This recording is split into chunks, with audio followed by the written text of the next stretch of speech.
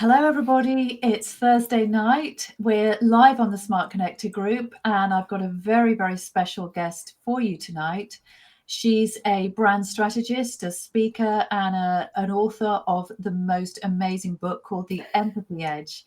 So, welcome. It's so great to have you here, Maria. Thank you so much for having me. I'm happy to be here. So, Maria, we're going to have a really interesting conversation tonight, I know, because empathy is just such a fascinating topic. And obviously, it's something that you're completely passionate about. Mm-hmm. You've written a book about it. So, I've got loads of questions. But before we get into it, I just wanted to say to anybody that's watching, Maria is here. She can answer your questions. So, if you have any questions about empathy, then just fire them into the chat and Maria will answer them.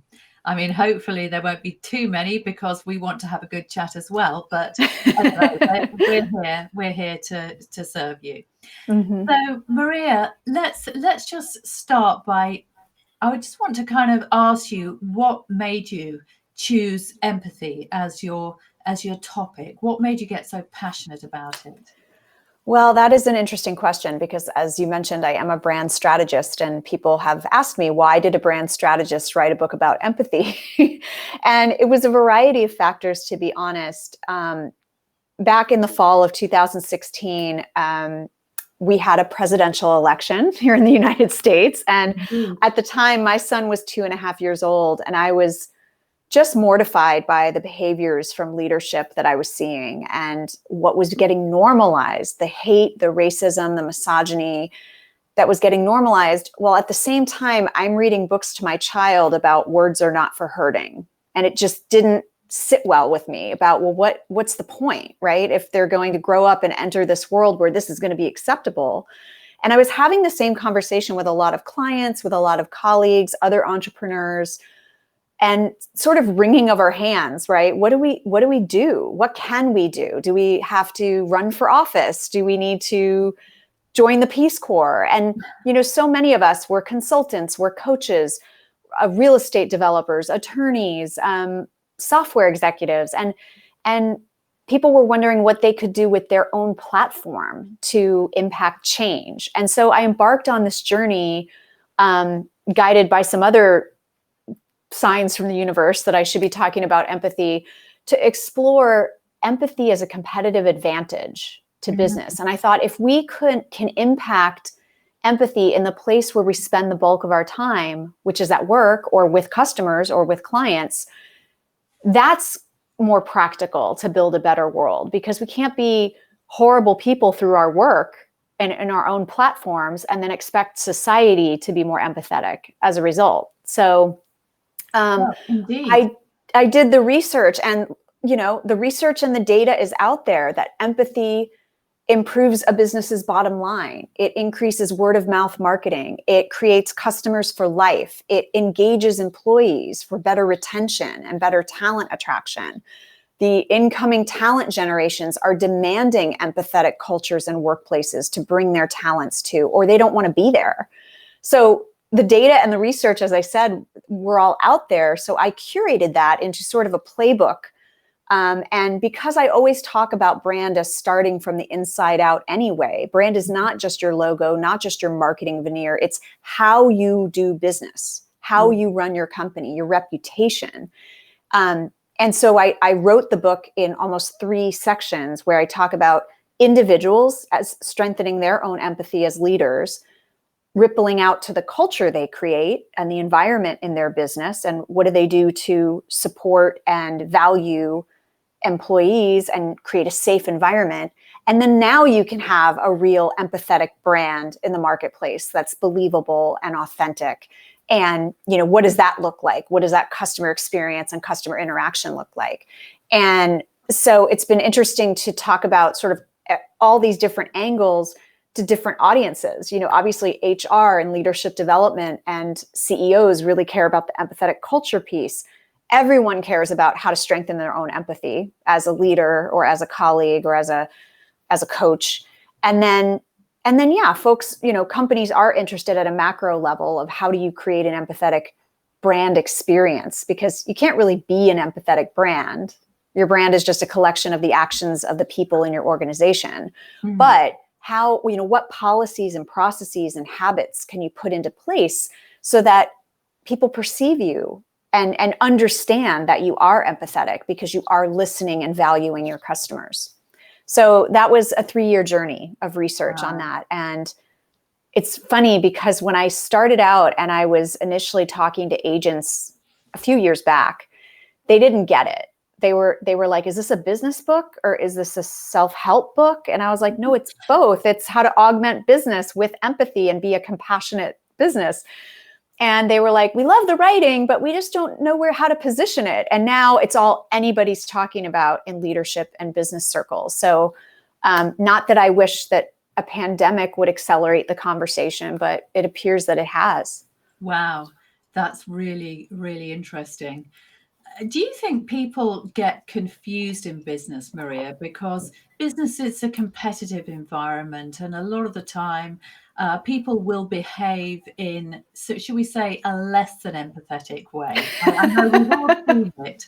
So do you think that some people think, well, wait a minute, empathy, that means that I give away my little corner, my competitive edge to somebody else? Do you find that you come up against that as a way of thinking, a prejudice? Absolutely. And that's the whole point of the book, is to define what empathy really means in a business context, and to smash those myths of what that means, because it's not what people think it means. So I spend a lot of time when I'm talking to entrepreneurial groups or sales teams of empathy is not being nice. You can be really nice and not be empathetic. It's not just caving in to someone's crazy demands. That's not empathy, that's submission.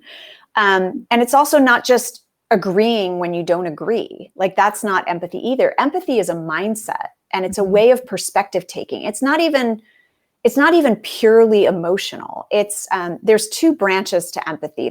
There's cognitive empathy, which is, I can see things from your point of view, Jane, and see how you might see this situation from your point of view. There's also affective empathy, which sometimes goes hand in hand. Is, once I can see your point of view, I might have an emotional reaction to that, right? I might actually feel your pain or feel your frustration.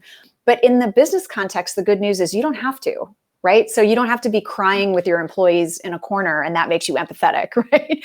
So if we look at it more as a perspective taking of information gathering, it's a method of information gathering. I then can see things from your perspective, and here's where it works. I use that information to take action. I use that information to make a decision, to maybe make a hard decision that you don't want, but I'm going to communicate it in a way that speaks to your needs or that values you. Right. So I often talk about one of my most empathetic bosses was someone who laid off the entire marketing team, which is not what we wanted, but you can be empathetic and make tough decisions. It's how you do it. And if you're able to see things from other people's perspectives, you can support them, you can listen to them, you can give them what they need. Maybe that might change how you do certain things because you're trying to accommodate a little bit, even when you're making a tough decision. And so that sort of gets CEOs and executives to go, oh, okay, I get it. It doesn't mean what I thought it meant, right? So that's always a good conversation to have and understand. And it's not even, you can't even create an empathetic culture just by hiring a bunch of really nice people if you don't give them the environment to see things from another person's point of view and make decisions based on that information. That's so interesting. And I remember it's been quite a long time since I worked in the corporate world, but I did for a long time. Me too. So I very much remember what it was like. And I very strongly remember that the culture of every company is, of course, led by the person at the top.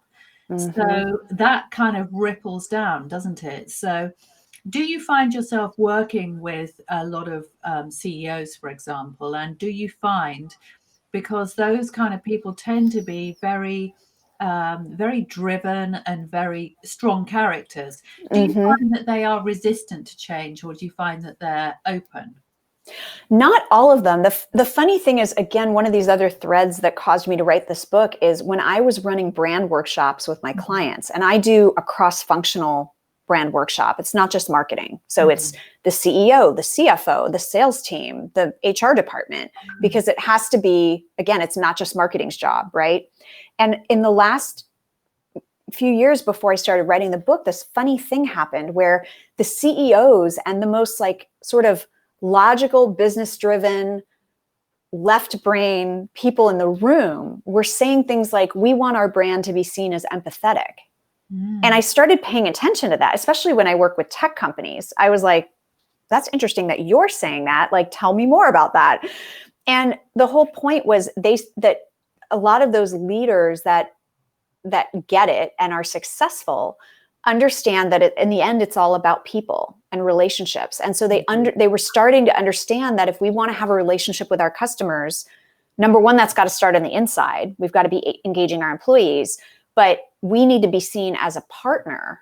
We need to be seen as something more than just the products we sell, right? And so what's been interesting is I don't know that I've personally like bumped up against the skeptics in my talks, because usually I'm being brought in by the CEO who is a little more enlightened and gets it. But those people are so successful. They're so driven. Like the head of marketing that I told you about that had to lay off the entire marketing team. This wasn't somebody who was a pushover. This is a man who built and sold several companies and was succeeding in the market with a different definition of success. And that's what I'm finding is the book's almost letting people reveal their true selves and letting these executives, especially males, reveal their true selves and go, this is the way I want to lead. This is the way I've been trying to lead. And it's almost giving them permission that, yeah, look, Maria's got the data that I'm doing this right.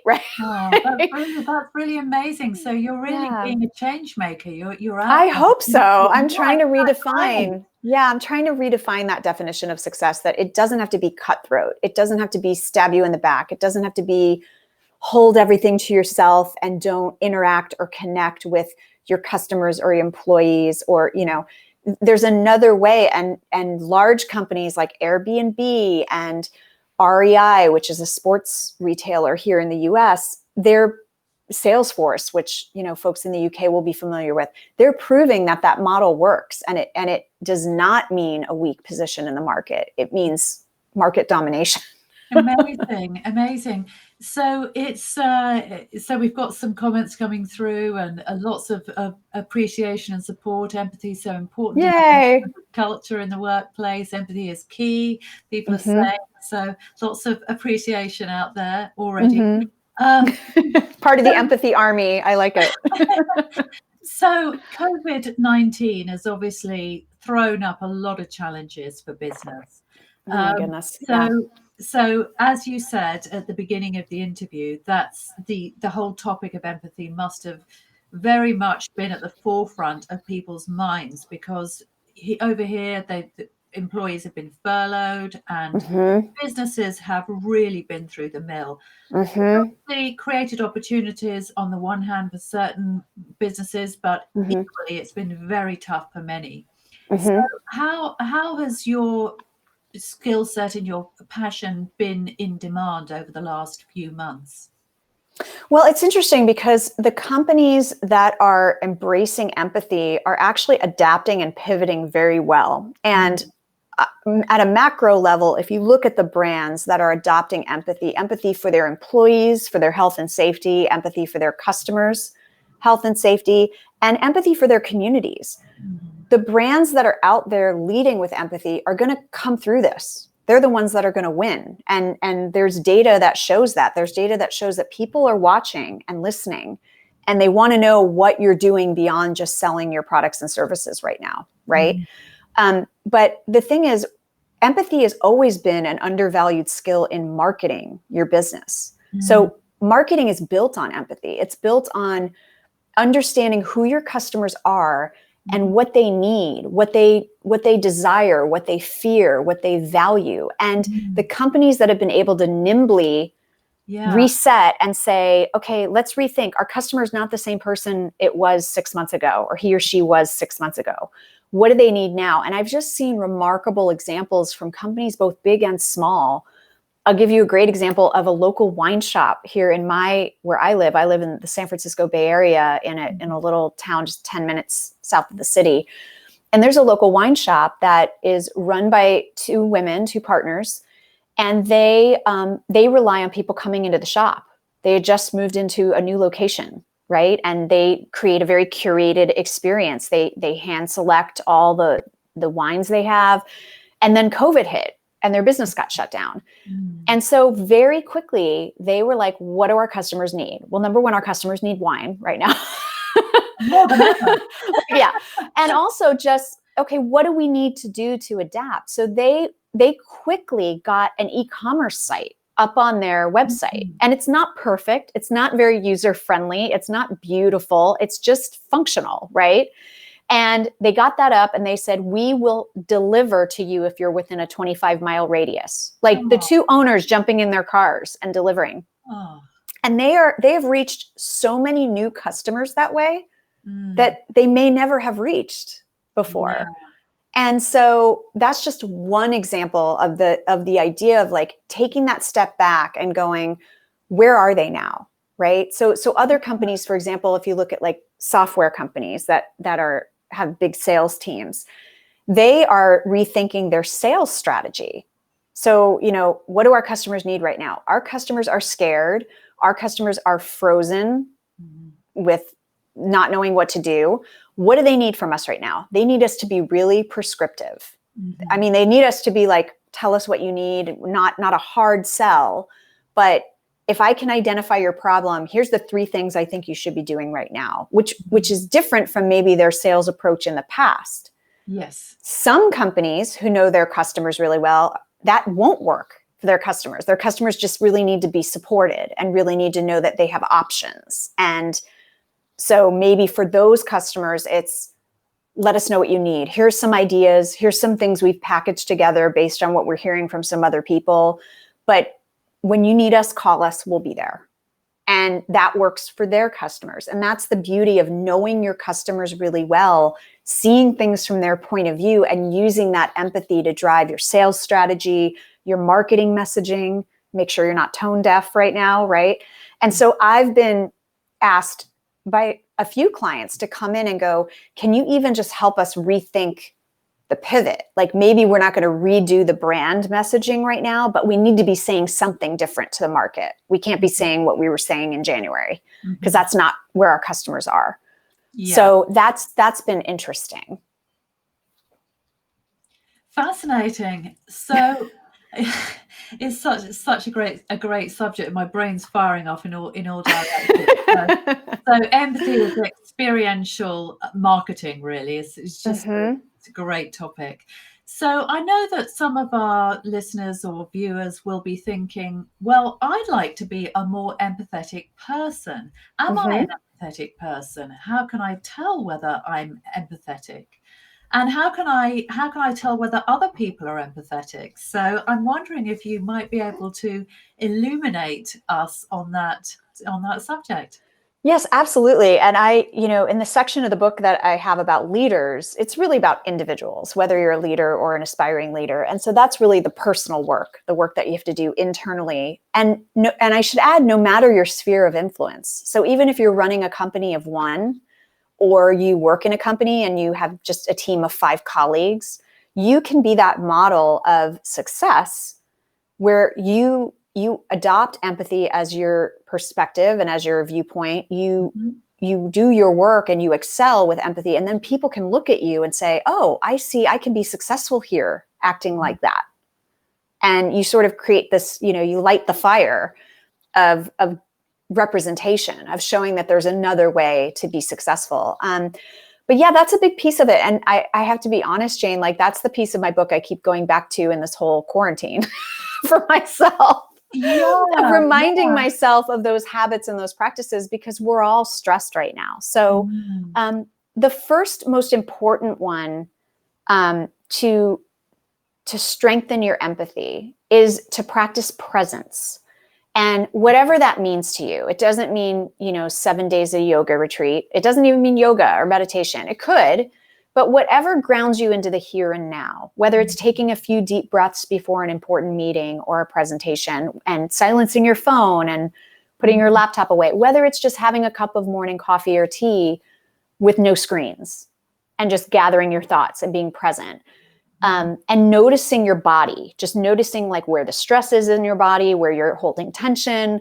That alone frees your mind from all the like, what happened yesterday and what's going to happen tomorrow and what's my laundry, my laundry list of things to do, so that you can be in the moment, because empathy requires you to be in the moment so you can read the other person and have space in your brain to think, what is that person thinking and feeling right now?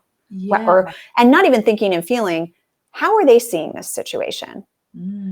So practicing presence is really important, and you almost can't do the rest of the habits without that. The second one is to ask yourself if you are a curious person, because curiosity is the number one trait of empathic people.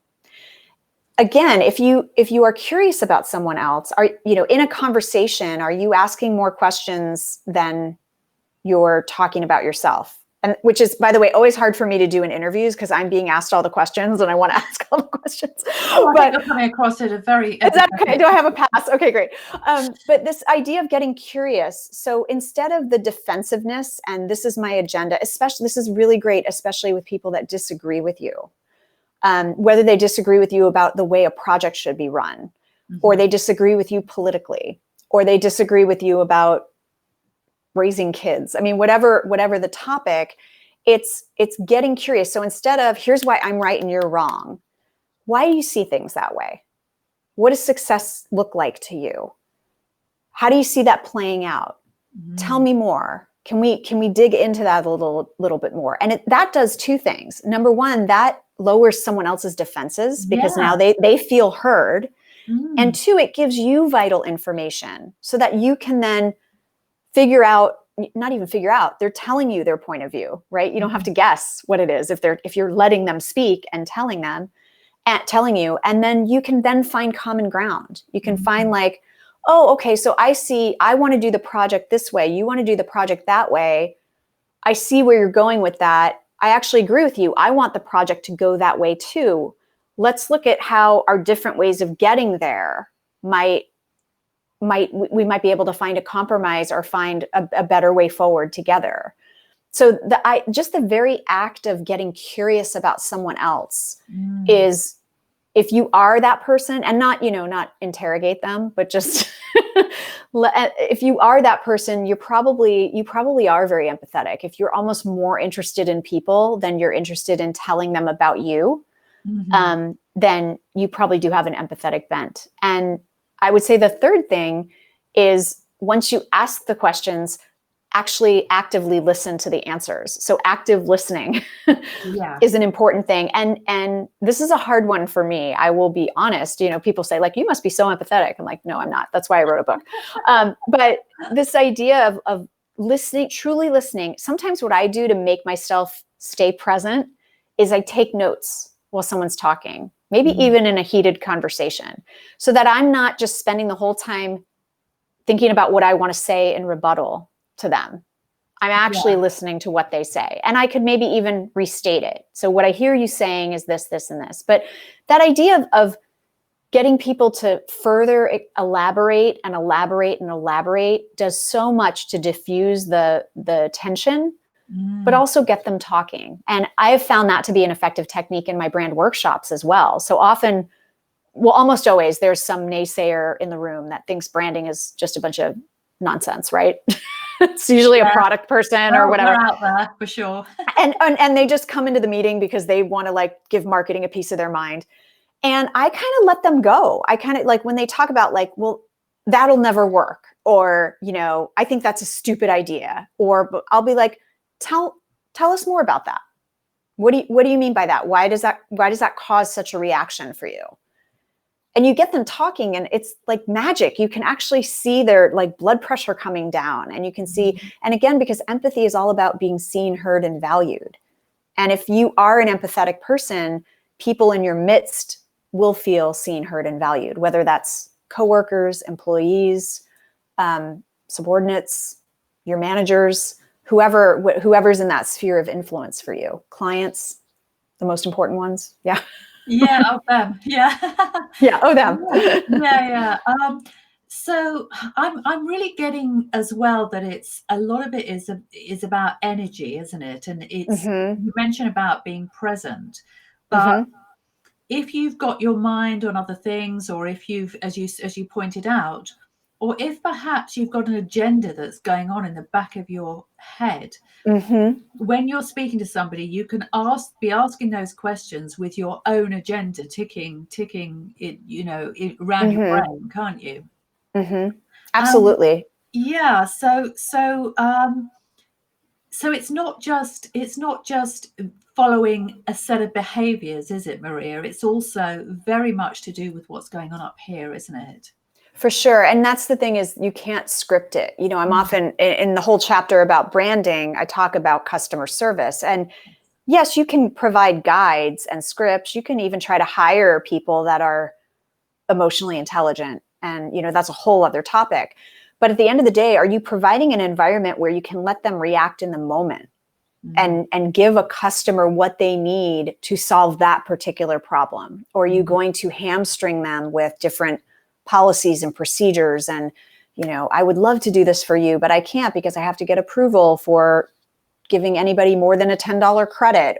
Whatever the situation is, it's not just hiring the right people. That's why culture is so important to this, right? It's giving them the environment to flex their empathy and be able to. Every situation is so different, and every person they'll be dealing with is so different. And do you give them the latitude to show empathy in the moment so that they can solve that particular customer's problem for that particular situation, and still not waste company money or put the company at risk or anything like that? But there's a lot of times we try to hold things too tight. And at what cost? At the cost of disappointing our customers, at the cost of losing loyal customers or clients. And so we have to say, well, some of this, yes, are people going to take advantage of some of these customer service policies? Probably a very, very, very, very small percentage. So is that just a cost of doing business to delight the rest of your clients and customers? I say it is. Companies like Airbnb say it is. Companies like REI and Southwest Airlines. And, one of the examples I used in the book from Europe was actually Ryanair, which I'm sure I could get like a lot of views on this. But in 2015, they did a huge initiative called Always Getting Better, which, if you strip it down, was just empathy, was just, let's look at the travel experience from the customer's point of view. Let's take away all these silly things that get in the way of them having a good experience, baggage fees or allocated seating. And their profit shot up 43% the following year. 43%. And the CEO was famously quoted in a news article, and I hope he was kidding, as saying, if I had known being nice to customers was so profitable, I would have done it years ago. But this is the power of it. Like maybe it does start from a very selfish place, right? And this is my macro mission with the book is, I don't really care how we get people to be more empathetic, because once they adopt empathy and they see the results, it will transform them. I don't care how we get them there. If I have to get them there by writing a book that says you can increase sales and profits by being more empathetic, let them try it. And let them go do it, because sometimes, again, that's empathy, meeting people where they are. And what's not working in our world right now and in business is just to say, be nicer or be kinder.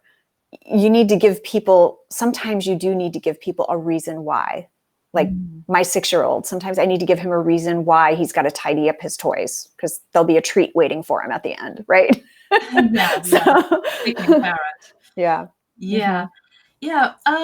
So, Maria, do you think that a lot of this is to do with if you're in an organization, or if a lot of my people on my group, for example, they'll have small businesses, so they may be working in teams, say very small teams. They'd be solopreneurs, and they'll obviously have people around them that support them. So do you think that this is about people who are in your ecosystem, if you're one of those types of people, which as I said, most of my group are, um, and actually finding out what really matters to every one of those team members and seeing if you can come over to their side a little bit? Absolutely. And, I'm in the same boat. I'm a solopreneur as well. I work with a lot of subcontract partners, and obviously clients. And it's really just about that flexibility of like taking that step back to listen and just not assuming. There was a great piece of research I discovered in my researching, and it's called, everyone always says, do unto others as you would have done unto you. And there's actually the platinum rule, not the golden rule, which is do unto others as they would have done unto them. That's empathy. Okay. Yeah. So if you only treat others how you want to be treated, your frame of reference is you. And if you read, there's a great book. If you're looking for a book about motivating people, it's quite a few years old. It's called Drive by Dan Pink. And he talks about the surprising truth about what motivates us, and that so many companies and businesses go wrong because they think the things that motivate people are like a raise or, and that could be, I'm not saying like don't ever give people raises or good paychecks, but you have to find out what motivates someone else. Like maybe it's more vacation days, maybe it's flexible policies. There's research studies that have been done that says that most employees believe that policies such as remote working, which we've been forced to do here in the US, family leave, all of those policies are seen as empathetic because they're addressing different needs that people have. The cure-all to get people to work harder is not just to give them more money. No. And so, so that's the thing is when you're working, no matter what number of constituents you're working with or stakeholders, it's understanding what makes them tick, right? I work with some subcontracting partners. They're all wonderful, but they have very different work styles. And I've adapted to their work styles so that we can have the best relationship and they can do the best work for my clients. And so if you're too rigid in this is the way I'm going to work and everyone's going to work the way I work, that's the antithesis of empathy. So I think even in your small sphere, it's looking at what that individual might need. And, again, once you take the time and take the presence and you slow down enough to have the discussions, you can find out and then you can adapt. Indeed. I'm just remembering a story that one of my mentors told me about an employee in his office, and they thought she was really good. And so they gave her a raise, and she was very grumpy about it. And they thought, she's so ungrateful. And then they thought, well, maybe we haven't offered her enough money, so we'll offer her another raise. We'll say, look, we thought it through, and here's more money. And then she was still really grumpy. Yeah.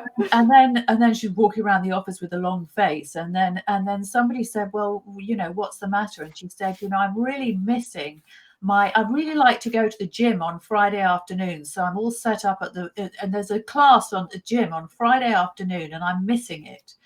And once they found that out, it was like, oh my goodness, so 3:00 on a Friday afternoon, so you can go and do your gym class. And she was like, this is fantastic. And it's funny, isn't it? We always assume that we know what makes people tick, but if we don't know, do we? Well, we don't. And I was listening. I was not doing my presence. I'm sorry, because I was trying to find for you. There's a particular study I cited in the book about actually several that show that like a majority of employees will work for less pay and sometimes will work longer hours if they feel their culture and their company is empathetic. Now, that's not a trend I would like to, why we should have empathetic workplaces. So I always say that with a caveat, but there's data that shows that the workplace environment is sometimes more important to people than more pay or more this or more that. And that it's that human element of when we are seen, heard, and valued, we do our best work. We're more productive. Engagement goes up, which bottom line results leads to less absenteeism, less sick days, less errors in your work. There's all these studies out there that I cited in the book that show that if you have that understanding, it's not just one thing. Like to your story about this woman, it was the Fridays making it to her class. Like such a simple thing, right? Yes, but nobody ever asked her what matters most to you. What would make this job really great for you? Yeah, if I can have those flexible hours, so I can go and do my class on Friday. And I think that's why people, when they're asked, they see those kinds of policies as empathetic, because they feel like, okay, that the company's understanding that I have a life outside of work and that I have different needs. And, because, some people have kids, some people don't, some people are married, some aren't, so being able to have those kinds of policies that speak to different needs is so important. There's another great book that I'd love to recommend. It just came out. It's called The Business of Friendship. A friend of mine actually wrote it. Her name is Shasta Nelson. And she writes about the importance of friendship in the workplace and how it actually creates high performance teams when there is a culture of friendship.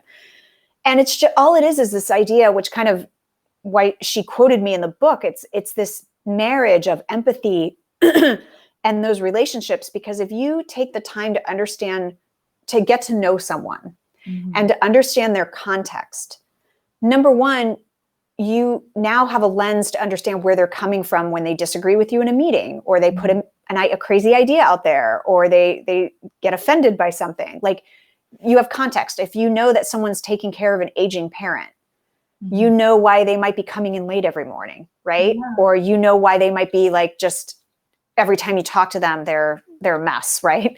And so the more that we can, within boundaries, obviously, but get to know each other and connect as human beings, that more of that context we can have. And in your example, if her bosses had known her better and know that she loves yoga and she takes this class on Friday, and every Friday afternoon comes around and she's sitting there thinking, I'm missing that class, and that was the highlight of my week. Exactly. And so it's for me, the empathy, you can build empathy by understanding context. And that means being a little vulnerable and getting to know people on more than just you're my coworker, or you're my employee, or you're, find out a little bit more about people's lives. That's another great technique I learned from a few leaders that I interviewed for the book, is that when they start executive meetings or staff meetings, it's not get down to business right away. It's everyone goes around and talks about what's going on for them, maybe like a highlight and a low light about what's going on. So now, when, Susan says she's in the middle of potty training her kid right now, why she's going to be a little short with everybody. There's more forgiveness, and there's more of like, we're here for you. We hear you. Like, oh, I've been through that myself. And it just brings the whole thing is bringing the humanity back to our work. Indeed. So let's get on to talking about sales. So yes, empathy in sales. So obviously, I love this topic. I know.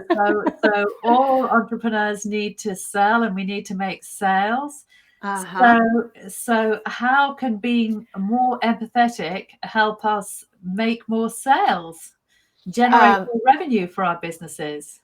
I love this because I've been presenting at a few sales kickoffs, before the lockdown and then virtually, to sales teams, and you'd be shocked at how many like sort of backdoor chats I get of like from men in the sales audience going, I'm so glad we're talking about this, right? So empathy is actually the number one trait of successful salespeople, according to several studies. And there was a study done by the University of Southern California in conjunction with Harvard Business Review, I think, don't quote me on that, where they actually uncovered, you say that and people go, oh, well, you can't just be empathetic. You actually have to be a good salesperson. And they did a study that actually profiled thousands of successful salespeople. And what they found was it wasn't necessarily product knowledge. It wasn't necessarily all the things we think. It was an equal marriage of empathy with ambition and drive. So you can't just be empathetic and be a good salesperson, because you do have to hustle. You do have to, get out there, and you have to have a little bit of drive and ambition. But when they found the winning combination, the winning cocktail was empathy mixed with a high level of drive and ambition. Okay. Which that's like a unicorn, right? Like who is that? Who is that? But many of the viewers probably see themselves that way and say, yeah, I'm driven, but I'm not a jerk. I'm driven, but I want to be compassionate to people. And so that's the good news, is they tend to sell more. They tend to have more loyal customers. And also if we go back and parse that out, it's because of the listening. It's because of the curiosity and the asking questions. It's because of I'm willing to throw away my sales script to talk to you as a person and address your specific needs and how my solution fits your needs. And I'm not going to, and I'm not going to just keep going. So back to my PowerPoint, right. be able, that ability, that keeps coming up more and more. It's really interesting, that ability to be situationally fluent. And I don't know, maybe that's the next book, is how to figure that part out. Right. But if you can adapt and be curious, ask more questions, and not just, so what are your goals? Like, that's a big question to ask somebody, so it's, that's where you see a lot of salespeople go wrong with the trying to be empathetic approach. I get those kinds of solicitations all the time. And I'm like, but I don't know you. You haven't earned my trust. Why are you asking me my goals? So this is where, again, like my brand work comes in that if you build a brand that people can trust, and you're constantly delivering value, and you're not, and you're providing that value, you're nurturing, then when someone's ready to have a conversation, they will turn to you. And then you can start asking, oh, great. What are your goals? Let's talk about what your specific goals are. These are the kinds of things I help people with. But what about you? What do you need? And again, tell me more about that. Can you elaborate on that? How does that impact your bonus? How does that impact your profit margin? How does that impact your customer retention? So all of these things, if you ask more of these questions, you can then provide a consultative approach to sales. And then it doesn't feel like selling. Then it's a conversation. And the other thing that you do in that scenario is you leave the client with a sense of, again, feeling seen, heard, and valued. And they walk away with a very positive impression. Even if to you it was a sales call or a sales meeting, they might feel like it was just, wow, I got a little bit of value out of that. Maybe I learned something I didn't know before.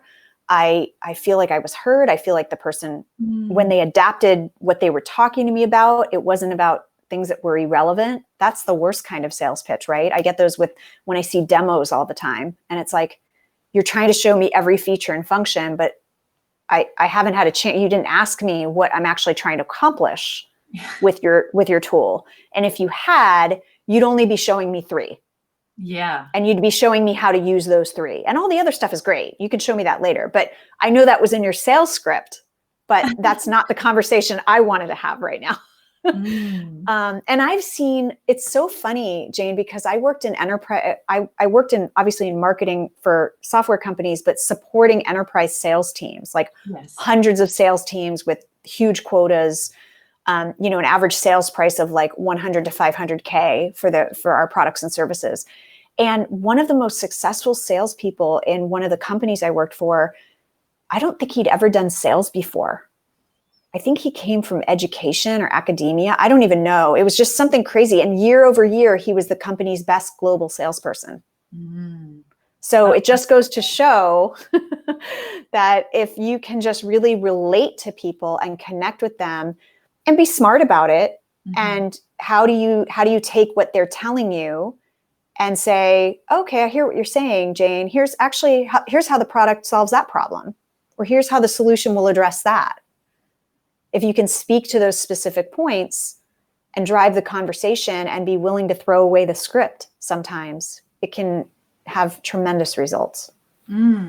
Fantastic. And one of the things you reminded me of when you were talking about that was, I actually did some reading around the topic and some study around the topic of charm.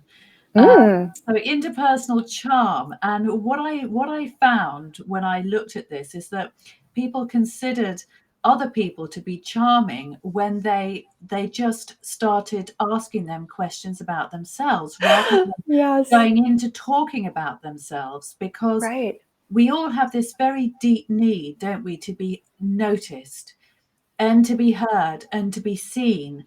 And so the minute somebody starts to really express a curiosity in us, then it makes us Mm-hmm. feel great, doesn't it? And that's using empathy to be charming, isn't it? Absolutely. And I've read some research around that, linking that, because Oh, you walk away with the impression of like, I really like that person, right? And yeah.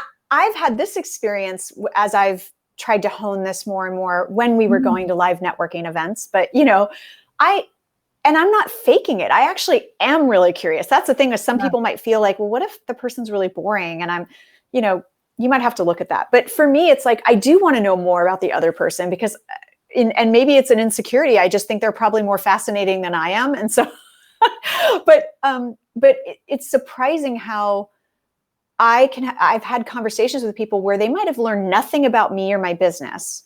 I asked all these questions about them and let them talk. And it was okay that they didn't ask me anything. And then, a few weeks later, I get a call that they remembered meeting me and they need branding help. And so I didn't even talk to them about my business, but they vaguely knew that was what I did. And then I had this interaction with them that made them feel really seen. As my friend Shasta says in her book, friendship is really about being seen in a safe and satisfying way. And it wasn't my intent. I wasn't like, ha, ha, ha, how can I try to get a sale out of this person? Let me pretend I'm really interested in them. But that's what it resulted in. That was the outcome. And so I think the more I'm so glad you brought that up, because I think that's a large part of that mystique that we call charm. Is that ability to be present. It's that ability to listen. It's that ability to be genuinely interested in what someone is saying. And if I may, I want to just add something to that point I was just making about when it feels forced, because this is the other question I get all the time, is like, but I'm not a naturally empathetic person, right? And I would love if some folks in the chat said like, yes, I say that about myself. If you've ever said that about yourself, because that's actually a cop-out. That's an excuse. We as human beings, unless you're a sociopath, are hardwired in our DNA for empathy. And what happens is, just like going to the gym, if we haven't practiced it or seen it modeled or were rewarded for it, whether in our family life or our work life, the muscle atrophies. Oh. So you can actually strengthen the muscle again, but it requires you to do some of the habits and practices that we talked about and the others that I have in the book. And people say, but that feels fake. So does doing 15 sit-ups the first time you do it. Your body does not want to do those sit-ups, right? Or lift that heavy weight. No. Every good habit is formed by being forced at first. And the really interesting thing, I get so jazzed on this, so interrupt me if we're running out of time, but there was a psychologist I spoke to for the book who works with severely autistic children, often lacking empathy. And what they do with them is they give them a rote list of ways to interact with somebody, just a checklist, right? And what happens is they're spending a lot of time thinking about it. It is very forced. I think this is where it's in the prefrontal cortex of your brain of like, okay, I have to do this. I have to do that. Like you're telling yourself you have to do it, right? But what happens is when you get a different response from the world, like these kids, you are like, oh, I'm getting a different response. I want to do this again. I like the response I'm getting. And the more you do it, just like working out, it starts to become part of your standard operating procedure. And then it's no longer in your prefrontal cortex. Now it's in some other part of your brain where you don't really think about it anymore. Yeah, Have you heard that? Yeah. Amazing. And I've actually got quite a nice little story in that respect, because good. my nephew actually has Asperger's, and his parents worked very, very hard, with him from a very early age to teach him emotional cues. Mm-hmm. So they taught him the body language, and they taught him how to respond and to look people in the eye and to ask them about themselves rather than just doing the monologue about, the All Blacks rugby scores back to 1977 and Right. these obsessions that he had. Right. Anyway, so he grew up, and he is now, well, I haven't seen him recently, but he chose to study hospitality, which I Mm-hmm. think is so amazing that he actually chose really to pursue a career which With is people. all about, Yeah. taking care of people and making sure that people are okay. Aw. And when you met him, he just had a natural charm because they had worked so hard to really teach him those cues and actually instill those cues in him. So what you're saying there absolutely Mm-hmm. resonates. And if he can do it, then anybody can. Exactly. It's that muscle, and we can't, just like any habit you build, whether it's eating healthier or going for a jog every day or trying to meditate for 10 minutes every morning. All of it is forced at first until it becomes part of who you are. Yes. And so we shouldn't see the discomfort Mm-hmm. as a sign that we're doing the wrong thing, Mm. right? We should see it as I'm learning and I'm Mm. learning. And that might be you having to write down on a piece of paper before you go to a networking event or before you have a Zoom getting to know you call. What are the 3 questions I'm going to make sure I ask this person while we're on the call together? And put it up in front of your screen, in front of your screen as a reminder to do it. And then pretty soon you won't need that reminder because you're going to see the interaction. And you can do that with a new client that you're like, oh my gosh, I really need to make this sale, right? That pressure we put on ourselves as entrepreneurs of like, I really need to get this client. I really need whatever. It's like, here's the 3 questions. Here's the 3 things I'm going to ask this person about and make sure I capture the answers before the end of this call. And even if I walk away with, they haven't made a decision yet, they haven't whatever, because that is going to build your brand as being seen as empathetic. Amazing. I just love that, Maria. So I'm just going to look at the comments. I've been checking them as we've been going through. So there's been a bit of to and froing. I know, I love it. Chit chat. So yeah, so lots of conversations been going on. So interesting stuff. Never thought empathy was that important in business.